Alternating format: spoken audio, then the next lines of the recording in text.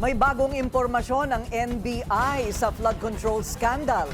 8 raw sa top contractors binamanipula umano ang bidding process. Narito ang agenda report ni Andrea Salve. ABCDE contractors have the same sets of officers. So, talagang nakakakita kami ng rigging ng bidding process. No? Yung ABCDEFG na yan, nakipag-bid sila, kahit na sino manalo doon, kanila pa rin. Isa ito sa lumabas sa inisyal na investigasyon ng NBI sa flood control scandal. 8 mula sa top 15 contractors na pinangalanan ni Pangulong Bongbong Marcos, pare-pareho ang mga opisyal.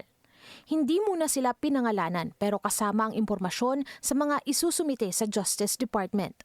Katuwang ng NBI ang National Prosecution Service sa gagawing case build-up na ayon kay NBI Director Jaime Santiago, walang sasantuhin, opisyal man o contractor ng DPWH. Yung mga names na involved, hindi ko pa ma-divulge sa inyo, no? But then, yung mga lugar, positive tayo. Mindoro, yung kay sakop ni Governor Dolor. Bulacan, nakita na po namin.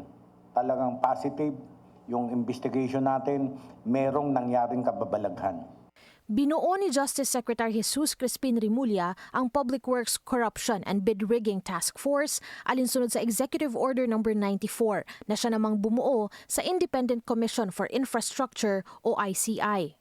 Dagdag ni Santiago, maliban sa NPS, may katulong din silang engineers dito. Mahigpit din anya silang nakikipag-ugnayan sa Anti-Money Laundering Council dahil target ding maibalik ang umano'y ninakaw na pondo sa flood control scandal. Magpapile kami agad ng case, yung talagang grab, yung malinaw na case. Makakapagsampa agad kami within a month or two. No, but then yung mga medyo mahirap na, yung magaling silang magtago, kakapain pa rin namin yan at it will take time. Nagbabala ang director sa magsusubok na manuhol sa mga ahente para guluhin o ilihis ang investigasyon.